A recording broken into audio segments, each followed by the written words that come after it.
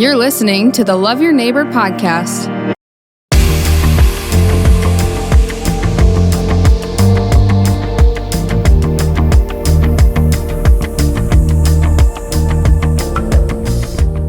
Hey, thanks for joining us on the Links podcast. My name is John, and I want to just thank you for joining us. I also want to thank Michael Gross and Hegg Realtors, along with Kingbird Coffee, for sponsoring this season of the Links podcast. We can't do the Links podcast without your support. Thank you so much, Michael and Jessica, for believing in what we're doing, building community one conversation at a time. Today's conversation is with Kaleb Lindsey-Stevens, business owner, athlete, coach at University Augustana.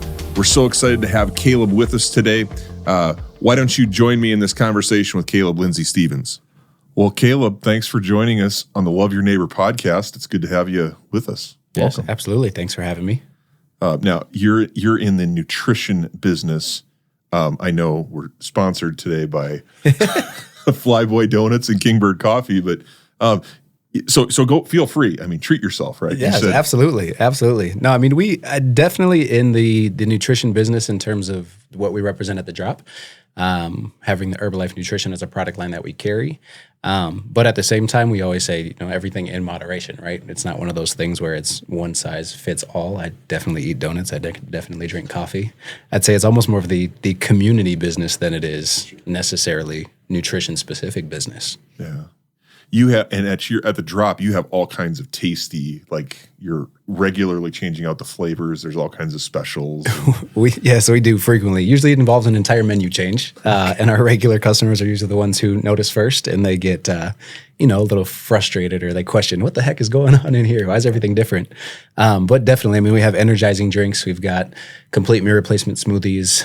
We offer one-on-one nutritional coaching, kind of all those types of things. So we jokingly say it's a lot more than just a shake or just a smoothie. But it is the shake and the tea and the smoothie, the shake, the combination is really you get a full meal out of that. Yes, absolutely. So all of our, like the nutritional content wise, it's a complete meal replacement smoothie. And the tea itself is something that, depending on where you're at in your day, if you're looking for that healthy energy kick, if you're looking for a metabolism boost, or just something to get you going in the day, or even just something to drink on and increase, the amount of water and liquid that you get within your diet. Again, it's all part of that complete picture. Yeah. How did you get into, now we want to talk about you, Kaleb, this is the Love Your Neighbor podcast. We want to get to know you. Tell us a little bit about, first of all, like who you are, where you came from. Talk to us about your background and bring us how you got to brand it. Yeah, absolutely. So I'm originally from Minnesota. So I grew up in the Twin Cities area. Was born and raised in St. Louis Park, Minnesota. Going into my freshman year of high school, my mom thought it was a great decision to move us out of the school district that I had grown up in. So, as a 13, 14-year-old boy, that was very, very good, right? We were excited about it. We loved it. It's not the case at all.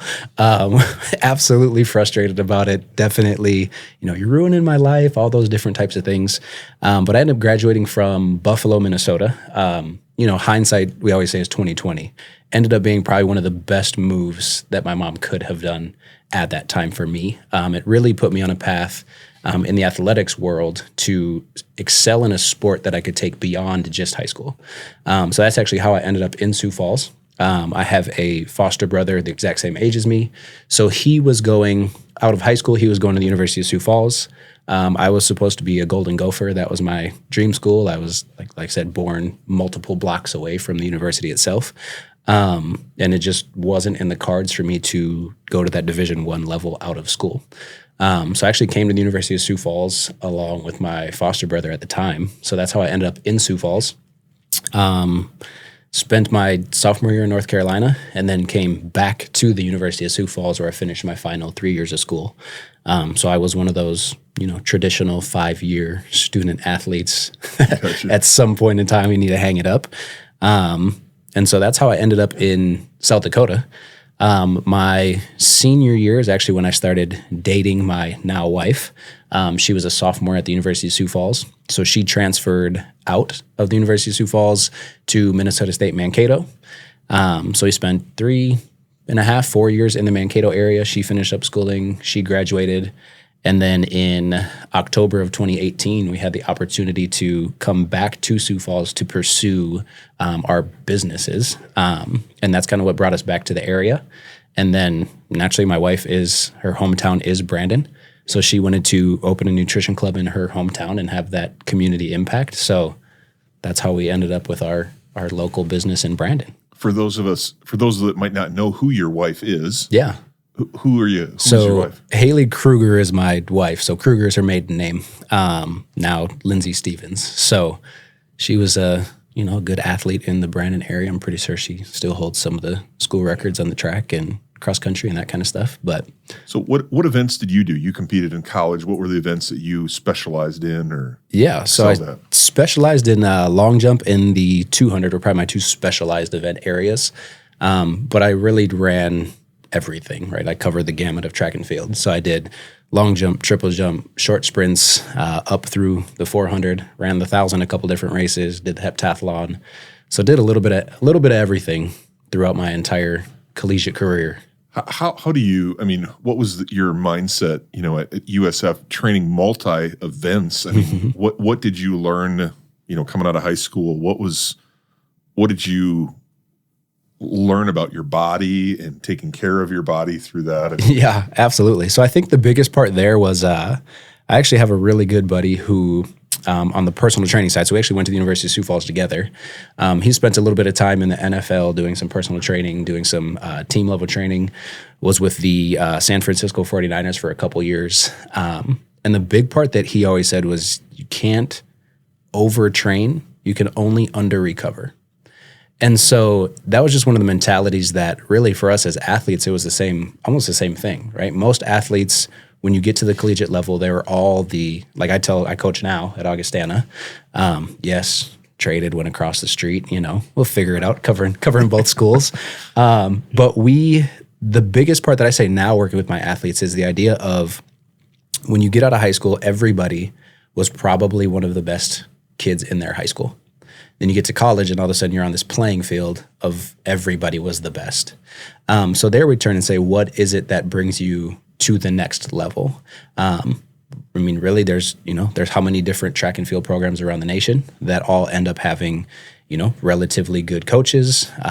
They're all coaching at that next level. They're all coaching at a higher level. So then, okay, I've got the great programming. If I turn around and I sleep or recover, right, at a high rate, after that, it turns into what am I fueling my body with to get these results? That was something for me, I think. I'm definitely a team player, right? I've always been a team player, even within our businesses now. But I think that's something that naturally gravitated towards in the track and field world was the idea of I can solely be responsible for the outcome of what happens, right? So for me, it was I can fuel my body correctly. I can make sure I'm getting the right amount of sleeps, and then right amount of sleep, amount of recovery. Then when I line up between the white lines or when I step on that runway, it's truly on me at that moment in time to perform. Yeah.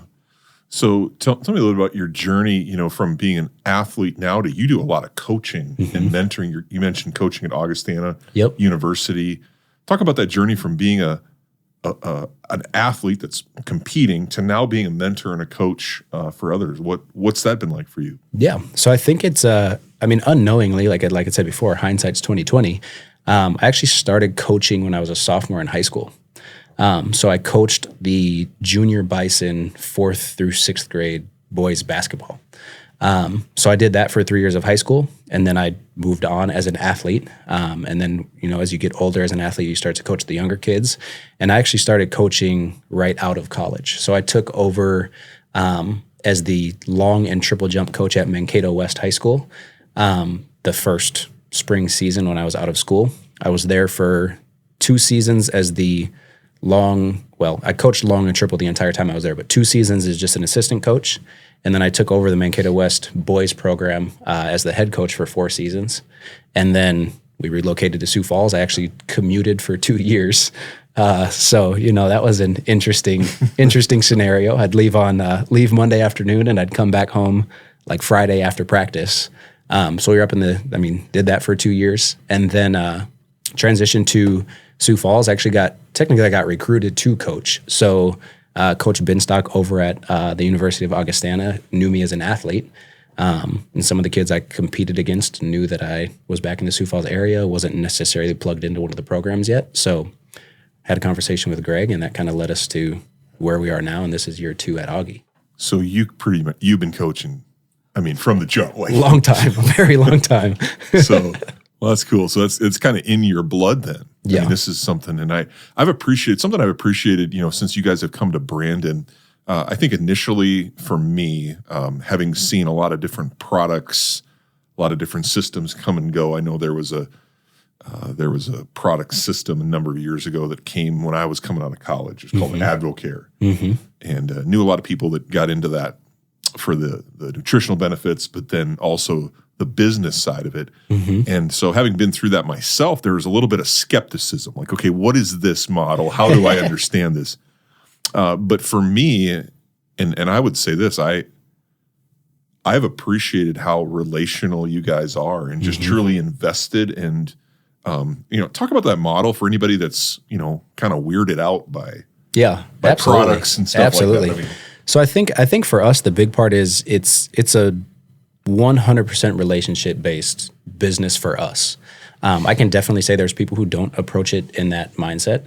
But I know at times I sit back and I'm like, man, at times I might not be that great of a businessman because I'm not constantly focused on selling this or getting you to get this or having you buy that. Like I have plenty of people who stop in, we literally have a conversation and they're like, all right, I'm gonna carry on with my day. It's like, great, sounds good. Like I don't sit back and that's not, business to business is a different story, right? But when it comes to just the community impact in and of itself, like it's the business side for us has always been a secondary piece. If we're doing a good job taking care of people, then our business will do a good job taking care of us.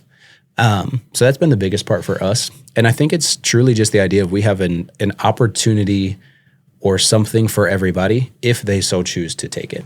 I mean, it's funny when we first made the transition. So we left like our corporate jobs, right? I've worked as a school social worker for 4 years. My wife worked in the finance world for 2.5, 3 years when we first got out of school. And so it was kind of that risk, right? Like, oh, we're going to go open our own business. And you always have the naysayers, and those are the first people that you'll see. Those are the first people that'll jump out. But if you're committed and you have the vision behind what you're going after, like they just kind of dwindle out, and they're always going to be there. But if it's supposed to be, it'll work. And the part that we truly love, especially as former athletes, right, is we can control the outcome of our business, which is big for us. And so, like, if we choose to take care of a community, if we choose to donate, if we choose to volunteer, if we choose to do those different types of things, we're in control of what that looks like, which is huge for us. And it's not even the idea of like, I need to be in control of everything that happens on a daily basis. It's more the idea of like, we get the opportunity to do that. So even for us now, right, we have a 6-month-old at home, or will be 6 months very soon. We get to dictate as to whether or not he has to go to daycare, right? It's like Haley doesn't have to go back to work so she can hang out with Kendrick, so he doesn't have to go to daycare. So we get to choose that, right? We also have the opportunity for him to hang out with grandma multiple days a week if we so want him to, right? So everybody needs those breaks at times, but it's probably the big part for us is just, again, it's an opportunity that we just took and ran with. And, if there's others who want the same opportunity, great. And if not, like, great, we're still going to love you guys exactly where you're at, which is really what we're here to do. So, well, I appreciate you and sharing that. Talk about being a dad now. You've got to that's an experience in itself. What's that been like for you being in serving in the Brandon community and living here? What's a dad like for you? So it's been, for me, it's been great. Right? If you ask Haley, she'd be like, hey, it doesn't do much. But as first-time parents with the little one, we've been extremely spoiled. So my oldest niece was actually born my sophomore year of high school. And I remember her just like an awful baby, right? Like, sleeps on her tummy, but doesn't actually sleep. You pat her butt for, 30 plus minutes and you try to sneak out of the room, one crack in the floor and she wakes up right away. So we've been extremely blessed and extremely spoiled with Kendricks. And we're well aware of it too. It's not like we're like, oh, we have no idea. Like we joke and people are like, oh, you gotta have another kid. He's so cute. And we're like, I don't know. Like, If our second kid is even close to Kendrick's, they're probably still not going to be that great. So we're well aware of that. It's been a really smooth transition for us. And like I said, he's a great kid, right? He's super loving, super smiley, sleeps great, eats great. We just can't, zero complaints. I've said recently, right? Some of our customers have come in. I say, when we complain about the fact that, last night he had to sleep close to us to sleep through the entire night. Those are our complaints as parents. So we really don't have much we get to complain about. That's cool, man. Well, it's been cool to see you do that. You're Kendrick's gonna grow up in a pretty cool home. Mm-hmm. It's good to have you guys a part of the Brandon community. What have you, since you've come to Brandon now, you've been in, Buffalo, mm-hmm. Sioux Falls, Mankato. What about Brandon itself as a community have you come to appreciate and you really have chosen to kind of make this home? What is it about Brandon? I think the big part for us, so, initially it was somewhat out of my control, right? My wife's like, yeah, we're going to if we have kids, they're going to go to Brandon. They're going to stay in Brandon. And I'm like, do I get a vote? But now that we've truly been there and been involved, right? My wife has, she has younger siblings that are going through school still. The biggest thing she's already said is, one, just the community in and of itself, right? Everybody in Brandon, it's a large school district, but the Brandon community is that tight-knit, supportive Brandon community. So that's something that's obviously attractive for us. One, on the business sense, right? But two, just for the community aspect of having kids who go through the school district, right? They can be plugged in. People will know who they are. That stuff's attractive for us. And then I think the other side is really just the growth and the potential within the community itself. So for me, Buffalo, Minnesota was small, which was 18,000 people. So all of a sudden Brandon seems extremely small for me. But again, it creates those relationships. It creates that community. And again, just the support all the way around. It's fun to see the growth that's happened, even in the 3 years that we've been there. But I know obviously Haley's been there for her entire life. So she's seen a lot more growth in the community itself, and obviously it continues to expand. So that's something that, we're excited to see where it goes and what it turns into. I got to ask this question. So who's more competitive, you or Haley? I'd probably say Haley's more competitive. Oh, really? Okay. I'd say we're obviously both competitive, right? And I don't know if it's necessarily that she's more competitive. She just doesn't lose graciously, which would lead me to say she's probably more competitive. But she's also overall, she was a better athlete than I was in relative to each event area that we were. Right? So she was training for the Olympics. That was part of her deal. She wasn't no joke. Yep, she was. So after college, she took a year off. She had some, pretty serious leg injuries throughout her college career that she just still competed at a high level. I remember in June of 2018, she was working in the corporate world, how we like to say it. And she's like, I sit in a basement, I don't have a window, and she would say, I'm miserable, right? And she really wasn't. She'll show up, she'll go to work, she'll do her thing. But she's like, I think I want to train for the 2020 Olympic trials. I was like, great. Let's make it happen. She's like, well, I don't know if I have the time right now. And so I was like, awesome. Very rarely do you have that opportunity to truly go after something like that. So again, us being us, I came back. It was actually when I came back from Mankato, one of those years, transitioning back to Sioux Falls in terms of being here full time, no longer commuting. We actually had some money saved up, sold a vehicle to kind of create even larger buffer. And I said, awesome, quit your job and let's go after it, right? How frequently are you going to chase a dream at that level? So that's essentially what we did. June of 2018, she decided that I'm going to start truly training to hopefully compete and make it to the 2020 Olympic trials. Again, everything's hindsight, right? It got expanded and pushed out a year. We had some, health and things come along the way. But she was.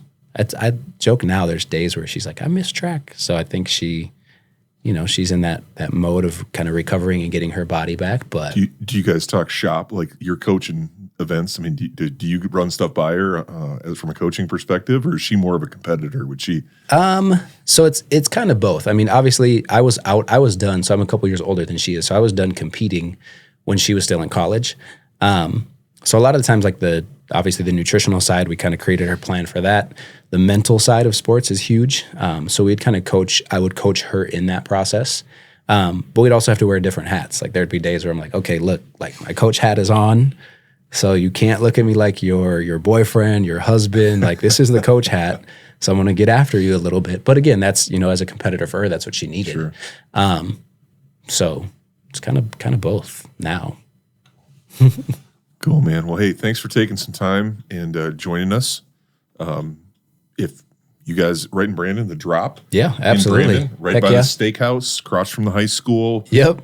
Anything else about the Drop or the Wave in Sioux Falls? I mean, not much. If you're looking for one of our physical locations, we always say, the Drop in Brandon, it's our front windows look across the road to Pizza Ranch, and our right windows or our door look out to the high school. So we have a lot of people who will turn and say, right, Brandon's that small community. And many of people are like, oh, I thought where's the Brandon Steakhouse? Is probably the number one question. I'm like, what do you mean? There's like 5 restaurants in town and you don't know where we are. But yeah, we'd obviously love to see everybody swing by or just stop in and check us out. Again, it's just more of that community environment, that community feel. So we'd appreciate it. Well, hey, consider like a cinnamon twist shake for next month's special, right? We've got one out there, cinnamon roll sponsored by just dunk it right Kingbird and Flyboy. All right, man. Awesome. Hey, have a great day. Thanks for joining us. You as well. Absolutely. Thank you for joining us on the Love Your Neighbor podcast. The purpose of the Love Your Neighbor podcast is to build community one conversation at a time. You can help us build that community by sharing the podcast on your social media channels and rating our podcast on whatever platform you're listening from. Another way is to let us know of any neighbors who have a story. Go Lynx!